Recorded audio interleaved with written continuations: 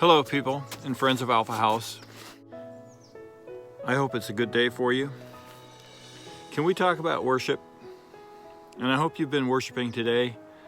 Psalms tells us, "Blessed is the people that know the joyful sound. For they shall walk, O Lord, in the light of thy countenance. All day they will rejoice in your name, and they shall be lifted up by your righteousness." That's not exact. So I want to ask 3 questions today of myself, and you can listen in. Number 1, who is the God that I worship? Number 2, is there a right and a wrong way to worship? And third,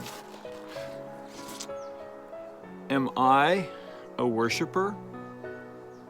So let's start with that first question. All of us who are believers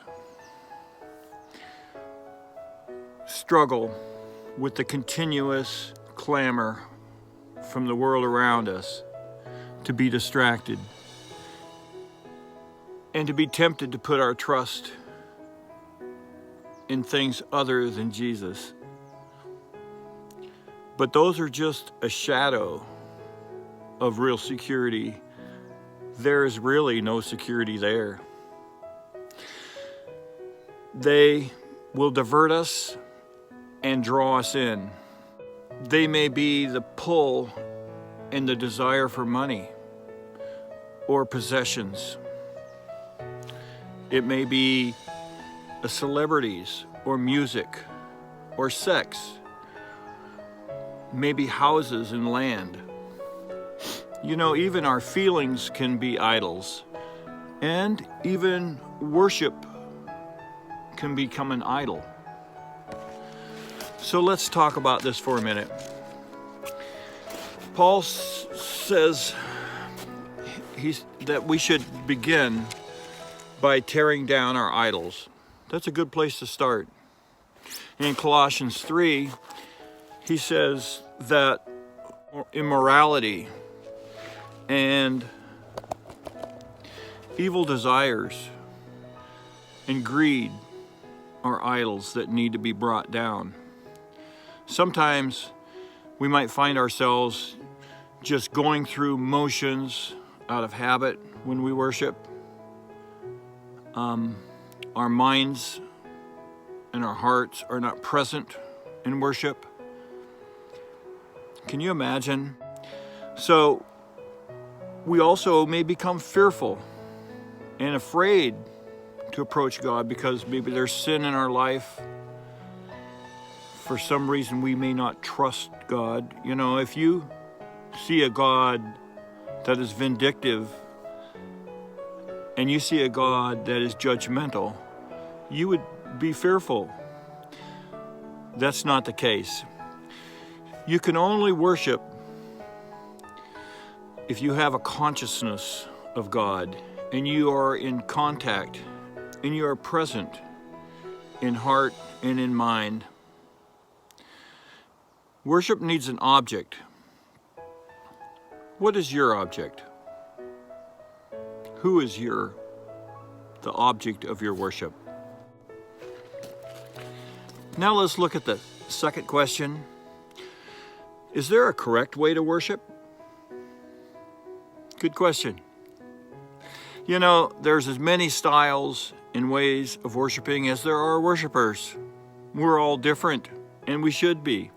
So I don't think there's a wrong way, but there could be a wrong attitude or a wrong motive.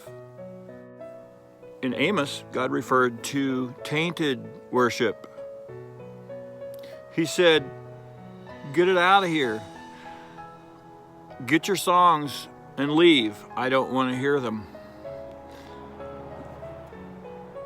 It must have been a wrong motive. So have you ever had a less than a sincere compliment? It doesn't feel very good, does it? That's probably how insincere worship feels to the Lord. Furthermore, motive and attitude must matter.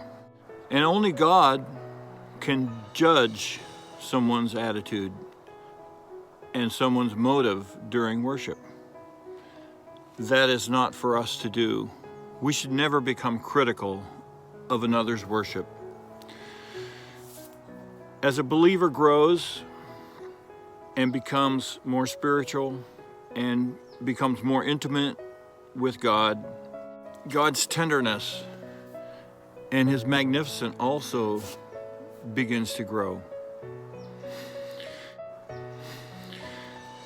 This causes us to worship at a higher level because we know one another. I know who He has revealed Himself to be, and He certainly knows me. And that brings us to the third question. You know, Song of Solomon, first chapter, says, "Let him kiss me with the kisses of his mouth, for your love is better than wine." Talking about lovers. God is the lover of our souls.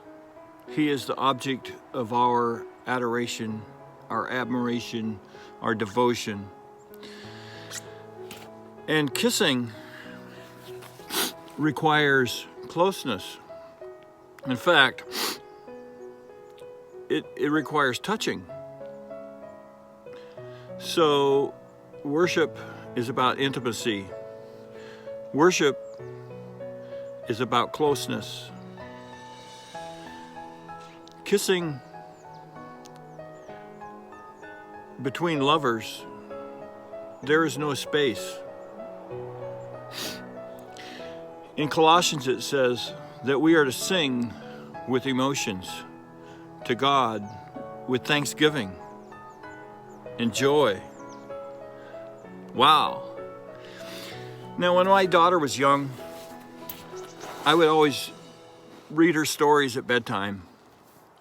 Sometimes if I was worn out, tired, I would skip the emotions. I would skip all the little extras that you put in the story.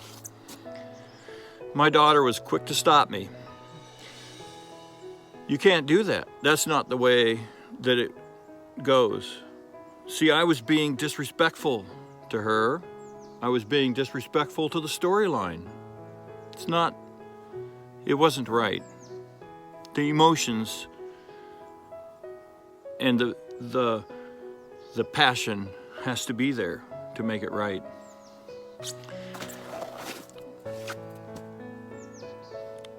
Ephesians says that once we were far off, but we've been brought near. Near enough to have intimacy, near enough to kiss, near enough to caress. So it's a romance, folks. Jesus is after you. He's after me. He is wanting to woo us. He's wanting to draw us. He's wanting our attention and our focus, as well as our love and adoration. Him only should we worship. So it's a courtship. It's a courtship from the one who loves us. So let's respond with our emotions, joy, the fruits of the Spirit, joy and peace and long suffering, patience and kindness. Let's give it back to Him with thanksgiving in our hearts for being the best lover ever. Okay? So finally, let's start by preparing our hearts to worship. Amos says, prepare to meet your God. There is preparation. Part of that preparation is tearing down idols. So let's tear down the things that have become idols in our lives. I have them in my life. Constantly, we need to do self-evaluation. Where is my heart? And third, let's just be joyous. Let's be emotional. Let's put our passion into this. Let's worship from our hearts. Let's engage. Let's be present. And be joyous in his victories. Yay! God, you scored. You did an amazing miracle. You have healed. You have saved. You have brought us together. You have righted the wrongs. You have healed our lives. You have saved us. That should bring emotion. Let's return it to God. Let's give him praise, people. Thanks for listening.